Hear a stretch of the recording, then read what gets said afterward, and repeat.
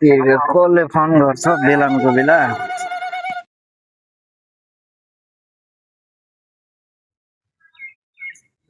Hello. ए sir, अहिले त मेरो बिजनेस करोडौँमा भइसक्यो नि। अहिलेको गाडीले अलि काम गरिरहेको छैन। अब BMW 3-4 यसो हालौँ कि भनेर नि सर। ए त्यस्तो चिज त कति फेर्छु।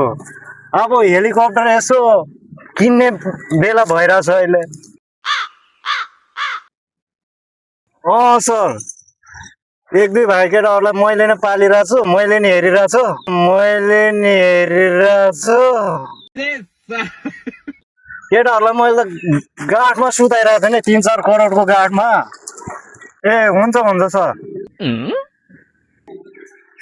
ए हावा गफ गर्ने पनि एउटा सीमा हुन्छ नि यार। के को हावा कुरा बाबु? मैले भएको कुरा त गरेँ भने मेरो बारेमा तिमीहरूले के जानेछ? गफ लाउँछ।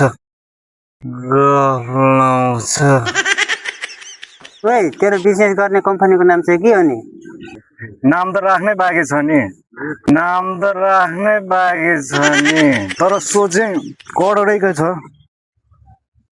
यसो भए केटा महिनाको कति आउँछ हो कमाइ? कमाइ भन्दा पनि सपना चाहिँ ठुलै हुनुपर्छ केटा। त्यो त ठिक हो, तर पेटले सपना खाँदैन नि केटा।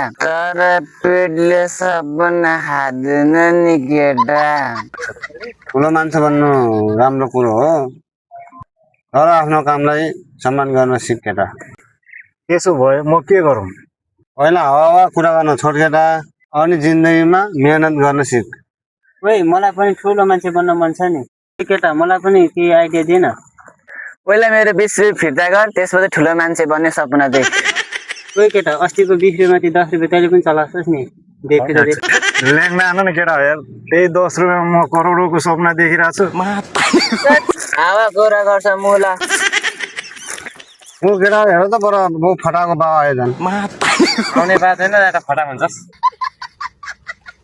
किन बोलाइस् तैँले? मलाई के काम थियो? गाडी फेर्ने सोचमा छु बाबु। BMW लाई तलै ड्राइभर राख्छु भाइ। त्यही भएर बोलाएको। हावा कुरा गर्छ चिज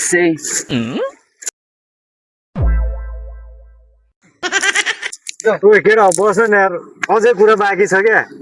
बस न ठेट। गाने बाई आऊ न यार। केटा यार ठेट। आइज तर म पालो कुरा गर्नु। यस्ता कुरा सुनेर नि बस्छ यार। बस न यार, भर्खर आइरहेको छ। आऊ न, थोरै कुरा बाँकी छ क्या। जस्ताको हावा कुरा सुन्छ यार। तिमीलाई आज दिनभरि बाटोमा थियो होला। ल्याउनु पनि छोडे यार।